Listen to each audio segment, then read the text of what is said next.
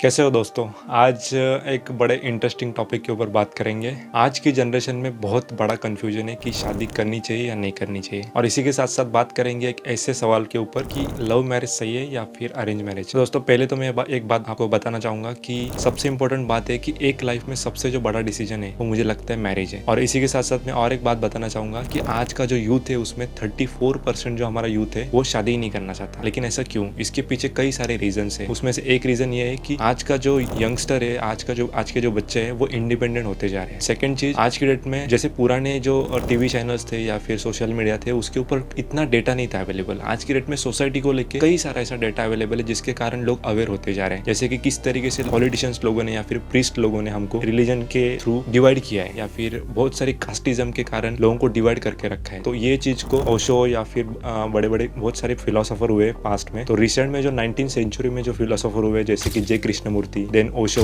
इनको आज की डेट में लोग सुनने लगे। तो इनका प्रभाव बहुत लोगों के ऊपर पड़ा हुआ है। दूसरी चीज दोस्तों, आज की डेट में बहुत बड़ी डिबेट है कि ये अरेंज मैरिज सही है या फिर लव मैरिज। तो पहले तो मैं ये जो वर्ड है इनका अर्थ बताना चाहूंगा। अरेंज मैरिज, अरेंज शब्द का अर्थ होता है कि एक ऑर्गेनाइज की हुई चीज। जैसे कि पेरेंट्स होते हैं वो किसी लड़के या लड़की को देखते हैं तो उसका बैकग्राउंड चेक करते हैं, उसके ऊपर डिसाइड करते हैं कि शादी करनी चाहिए या नहीं करनी चाहिए उनके लड़के को या फिर लड़की को। वो ये नहीं देखती कि जो व्यक्ति है वो पहले उसको पहचानता है या नहीं, उसका माइंडसेट उसके साथ मेल खाता है या नहीं, या फिर उनके वाइब्स मैच होते हैं कि नहीं। ये कोई भी चीज देखी नहीं जाती और उसका सिर्फ बैकग्राउंड देख के शादी की जाती है। और बाद में जब शादी हो जाती है तो वो दोनों बच्चों के सामने एक सबसे बड़ा सवाल ये रहता है कि वो उनको कोऑपरेट करना ही पड़ता है एक दूसरे के साथ। वो खुश नहीं रहेंगे तो भी समाज के और सोसाइटी के प्रेशर के कारण वो ऐसा दिखाते हैं कि हम लोग खुश है, लेकिन खुश नहीं रहते। दूसरी अरेंज मैरिज की चीज मैं बताना चाहूंगा, जो लड़का है या फिर लड़की है वो एक दूसरे को जानते ही नहीं है। बस उनको कुछ 2-3 लोगों ने सामने एक मीटिंग रखी, उसमें वो दोनों का डेटा एक्सचेंज हो गया, जैसे जिसको हम कहते हैं कि पत्रिका, वो एक्सचेंज होती है, उसमें बहुत सारा डेटा रहता है। तो वो बस देखा जाता है और उसके ऊपर डिसाइड की जाती है शादी करनी चाहिए नहीं करनी चाहिए। इसी के साथ में दूसरा एंगल बताना चाहूंगा लव मैरिज का। पहली तो बात, लव मैरिज इसका अर्थ होता है प्यार विवाह। तो मुझे लगता है ये बिल्कुल नेचुरल है, बिकॉज जब स्टार्टिंग में जो लड़का है या फिर लड़की है वो लोग एक दूसरे को जानते हैं, एक दूसरे के साथ टाइम स्पेंड करते हैं, उनका माइंड सेट, उनकी थॉट प्रोसेस, उनके वाइब्स मैच होते हैं, उसके बाद ही वो डिसीजन लेते हैं कि शादी करनी चाहिए या नहीं करनी चाहिए। अभी यहाँ पर दो चीज ऐसी है कि कई लोग बोलेंगे कि अरेंज मैरिज जो है वो सक्सेसफुल हुए हैं, कई लोग बोलेंगे लव मैरिज अनसक्सेसफुल हुए हैं। तो दोस्तों पूरा जो गेम है ये डिपेंड करता है कि कौन से व्यक्ति की क्या सोच है। आज की डेट में दोस्तों देखा जाए तो जितने भी अरेंज मैरिज हुए हैं उसमें से सारे के सारे फेल हुए। आपको जो दिख भी रहे लोगों को कि ये तो अरेंज मैरिज करके बहुत खुश है, लेकिन ऐसी बिल्कुल बात नहीं है। वो सिर्फ दिखावा होता है। मेरे ऐसे कई सारे दोस्त थे जिन्होंने अरेंज मैरिज किया, लेकिन वो किसी के सामने बताते नहीं। लेकिन मेरे को पर्सनली कितने लोगों ने बोला है कि हम लोग खुश नहीं है क्योंकि हम जिस व्यक्ति से शादी करना चाहते थे नहीं कर पाए। क्यों? क्योंकि कास्टिज्म, देन सोसाइटी का प्रेशर, देन घर वालों का प्रेशर, ऐसे कई सारे ऐसे रीजन है उनके कारण वो शादी नहीं कर पाए या फिर उनको वैसे डिसीजन लेने पड़े। तो यहाँ पर बहुत ट्रिकी सिचुएशन बच्चों के सामने आई है कि वो जो चाहते हैं वो नहीं कर पाते क्योंकि बहुत सारे बाउंड्रीज, बहुत सारे बर्डन सोसाइटी ने क्रिएट करके रखे। इसी की तुलना में मैं लव मैरिज का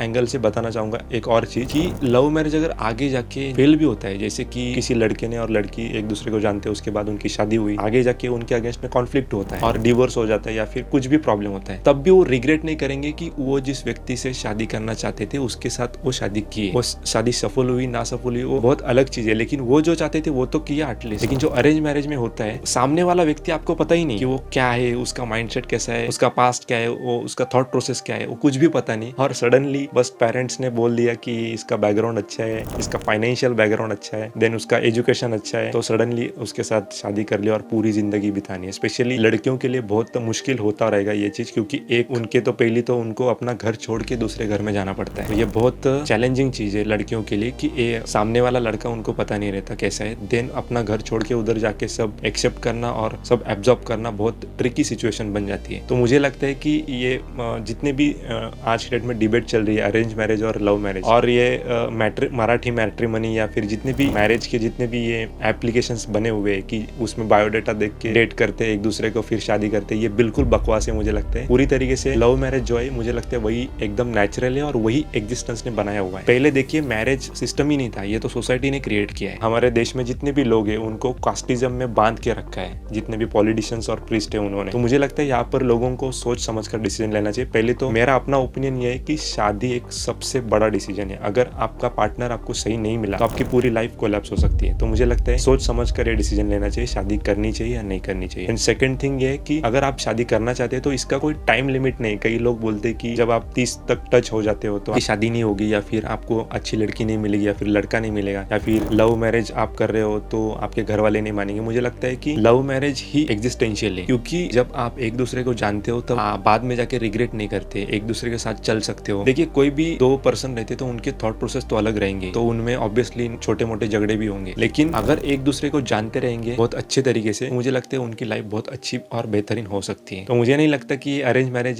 जो हमारे सोसाइटी में चल रहा है, पत्रिका देख के या फिर बैकग्राउंड देख के चॉइस करते हैं, तो ये मुझे लगता है बिल्कुल फेल सिस्टम है। और ये सिर्फ बाहर दिखता है कि बहुत सक्सेसफुल चल रहा है, लेकिन ऐसा बिल्कुल नहीं है, बिल्कुल फेल सिस्टम है ये। चाहिए तो आप जितने भी लोगों के अरेंज मैरिज हुए, अगर वो ये वीडियो देख रहे होंगे तो वो बहुत बेहतरीन तरीके से समझ सकते हैं। और जितने भी लोगों के सक्सेस भी हुए, बहुत कम लोग ऐसे जिनके पास वो अंडरस्टैंडिंग है और वो सारी चीजें एक्सेप्ट करके मूव ऑन हो चुके हैं। तो मुझे लगता है कि जो नेचुरल चीज है, जो एग्जिस्टेंशियल चीज है, वो लव मैरिज ही है। तो मुझे लगता है पहले लव, उसके बाद उससे विवाह होता है, निकलता है वो आउटकम, तो मुझे लगता है वो ज्यादा नेचुरल और बेहतरीन हो सकता है। वैसे आपके इस टॉपिक को लेके क्या व्यूज है, ओपिनियन है, मुझे कमेंट सेक्शन में जरूर बता सकते हैं। और मैं अपना ओपिनियन यही देना चाहूंगा कि जितने भी यंगस्टर्स देख रहे हैं उनको सबसे पहले तो मैं एक कहना चाहूंगा कि सबसे बड़ा जो डिसीजन आपके लाइफ में वो मैरिज है। और सेकंड थिंग में और एक बात बताना चाहूंगा कि मैरिज करने से पहले आपको प्लानिंग करना बहुत जरूरी है, क्योंकि आज के डेट में आफ्टर मैरिज बहुत ज्यादा चैलेंज आते हैं बच्चों को। तो इसीलिए मुझे लगता है कि कहीं ना कहीं पे बिफोर मैरिज आपको प्लानिंग करनी चाहिए। फाइनेंशियली स्पेशली मैं बताना चाहूंगा, फाइनेंशियल स्टेबिलिटी होनी चाहिए। सेकंड पॉइंट, आपकी जो मेंटल स्टेट है वो भी अच्छी होनी चाहिए, क्योंकि जब आपके साथ कोई नया पर्सन आता है तो उसके साथ आपको कोऑपरेट करने के लिए स्टार्टिंग में नहीं जमता है, उसके लिए भी तैयार होना बहुत जरूरी है। तो इसीलिए मैं चाहता हूँ ज्यादा से ज्यादा बच्चों को 28 से 31 के